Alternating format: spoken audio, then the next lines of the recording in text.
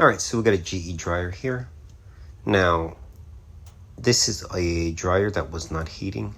Customer calls and says the dryer is not heating. Now, I've ran into this a few times on GE dryers.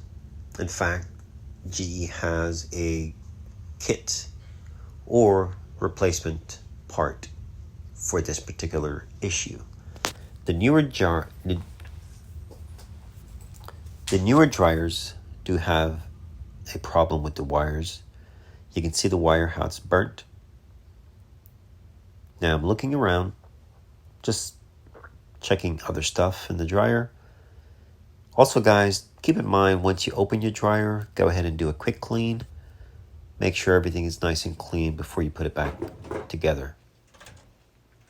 Now you can see the wire, the purple wire, it's totally damaged, burnt. And part of the issue, I think, the terminals are just not connected strong enough or tight enough. So make sure that you get a good connection when you do replace it. I will link the part for this item, which is the purple wire. Now, if you have another connection from another dryer, you can just cut it off and splice it. So once you get that fixed, before you fix, actually, what you want to do, get a piece of sandpaper and clean the terminal very well. I could not find my file. I actually have special files that I use just to file it down. Sandpaper is good as well.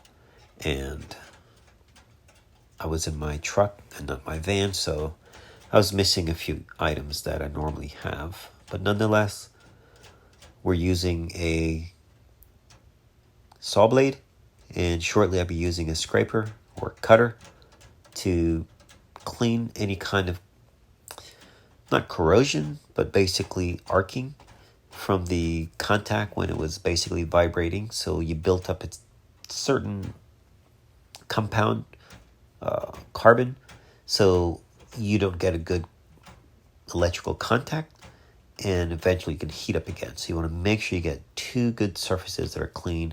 Your new connection is going to be good, and your other should be good because it's not damaged. So you want to cut the bad part off. Now when you cut it, if you notice it still is brown or looks burnt, you want to cut back some more. That wire holder that's holding the purple wire, you can go to the back of the dryer, squeeze it and push it through, and you can extend that wire if you need to. Do not connect the wire if it is burnt, meaning the copper wire. You have to have good clean copper. So we're not soldering today. I do have another video dealing with this repair where I do the solder and the heat shrink. That is ideal. That is how it should be done. But this is fine as well. If you're a homeowner, you need to fix your dryer, this is totally fine. You do not have to use porcelain nut, okay? Porcelain is fine, but the wire is far away from the element. The element is that round thing, and it gets super hot, but you're not that close to melt that. I've done this repair many times. In fact, the wire is not melted because it's not hot enough to melt. So the wire nut can be used. Now we're putting a zip tie on, and you want to make sure you keep the keeper, meaning the wire holder that's holding the purple wire to the body of the machine. GE has that there. In the event of a wire were to come dislodged, it will not be suspended into the cavity of the dryer. So make sure you use a zip tie, secure your wire as well. In the event of the same failure, your wire will actually be held in place and will not be arching or arcing into the dryer. So I wanted to show this just for the regular person that you can safely fix your dryer, get it up and running.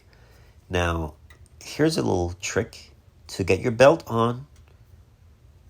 You can push down the idler arm and it holds it there.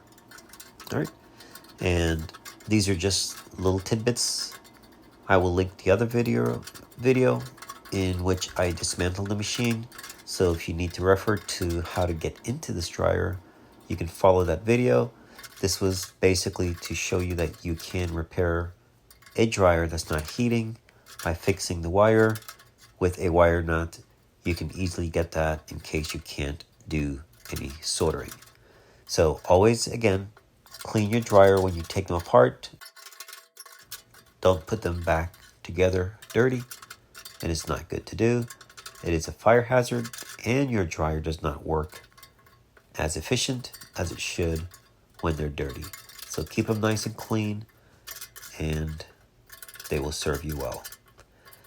All right, I think we're pretty much done.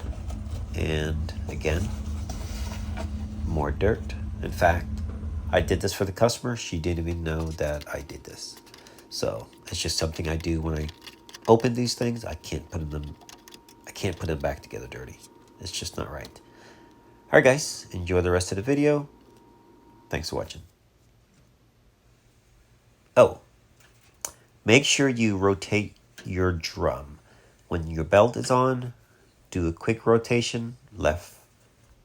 Just like that, go to the left, which is counterclockwise.